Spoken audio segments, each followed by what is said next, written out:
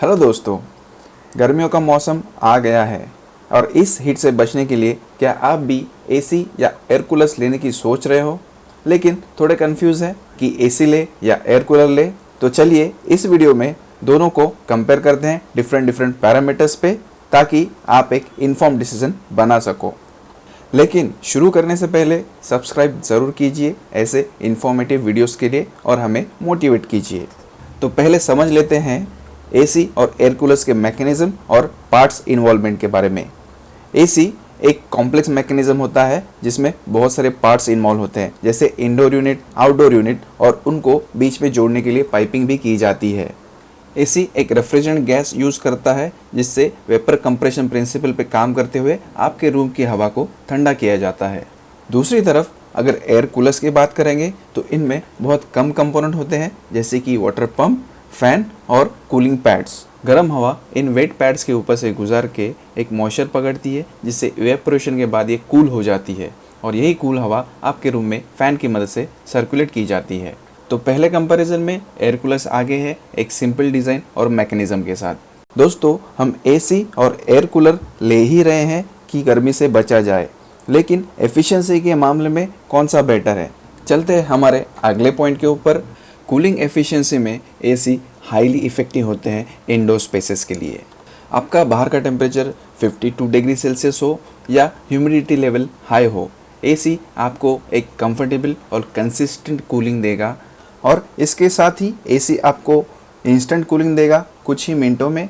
दूसरी तरफ अगर हम बात करेंगे एयर कूलर्स की, तो एयर कूलर्स भी इफ़ेक्टिव होते हैं आपके घर का टेम्परेचर कम करने के लिए। ये आपके घर में 2 से 5 या 10 डिग्री तक भी टेम्परेचर कम करने की क्षमता रखते हैं। एयर कूलर्स ड्राई क्लाइमेट में बहुत ही अच्छी तरह परफॉर्म करते हैं, जहाँ पर इवेपोरेशन प्रिंसिपल बहुत एफिशिएंटली काम करता है, लेकिन ह्यूमिड कंडीशंस में इनकी कूलिंग कैपेसिटी थोड़ी लिमिटेड हो जाती है। इसमें टेम्परेचर रिडक्शन बहुत स्लोली और ग्रेजुअली होता है और इंस्टेंट फिक्स इसमें पॉसिबल नहीं है, और इसमें आप सेट टेम्परेचर भी मेंटेन नहीं कर पाओगे।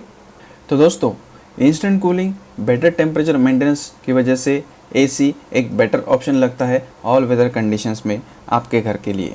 तो चलिए अगले पॉइंट की तरफ बढ़ते हैं, जिसकी वजह से हमारा डिसीजन बहुत बार चेंज होता है, यानी कि कॉस्ट।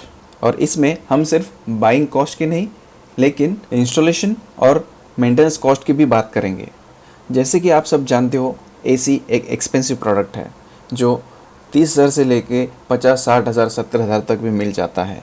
एडिशनली आपको एसी इंस्टॉलेशन की कॉस्ट अलग से देनी पड़ती है जो 3 से 4,000 या 5,000 तक भी जा सकती है। दूसरी तरफ हम एयर कूलर्स की बात करेंगे तो एयर कूलर्स 5 से 15,000 के बीच में आपको आ जाते हैं और इनको इंस्टॉल करने के लिए किसी भी एक्सपर्ट की ज़रूरत नहीं होती है, जस्ट प्लग एंड यूज़ होते हैं। इसके साथ साथ आपको रनिंग कॉस्ट भी आती है। एसी के यूज़ के साथ ही आपका बिल डबल या ट्रिपल हो जाता है।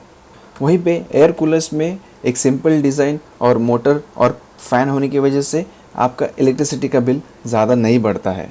और मेंटेनेंस के मामले में आपको एसी को 6 महीने में या साल में 1 या 2 बार सर्विसिंग करवाना ही पड़ता है बेटर परफॉर्मेंस के लिए। इसमें आपको सर्विसिंग की 1,000-2,000 की कॉस्ट एडिशनल लग जाती है।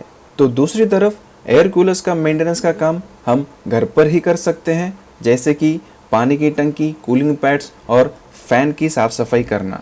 तो ओवरऑल एयर कूलर्स एक बजट फ्रेंडली ऑप्शन है इंडियन कंज्यूमर्स के लिए।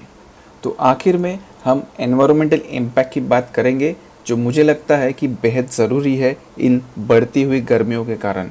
दोस्तों, एसीज में रेफ्रिजरेंट यूज़ होते हैं जो ओजोन डिप्लीशन और ग्लोबल वार्मिंग में कंट्रीब्यूट करने के काम में आते हैं। एडिशनली ये बहुत ज़्यादा इलेक्ट्रिसिटी भी कंज्यूम करते हैं, जिससे कार्बन एमिशन बढ़ता है। दोस्तों, दूसरी तरफ एयर कूलर्स, जहाँ पे पानी का इस्तेमाल होता है गर्मी को कम करने के लिए और कोई भी हार्मफुल गैसेस रिलीज़ नहीं होती है, इनका इलेक्ट्रिसिटी कंजम्पशन भी बहुत कम होता है एसी के मुकाबले। तो एयर कूलर्स एक एनवायरनमेंट फ्रेंडली ऑप्शन है इन गर्मियों से बचने के लिए। लेकिन हम अब 2024 में है और फीचर्स का ज़माना है, कन्वीनियंस का ज़माना है। दोस्तों, एसीज़ में टेक्नोलॉजी बहुत ही आगे बढ़ चुकी है।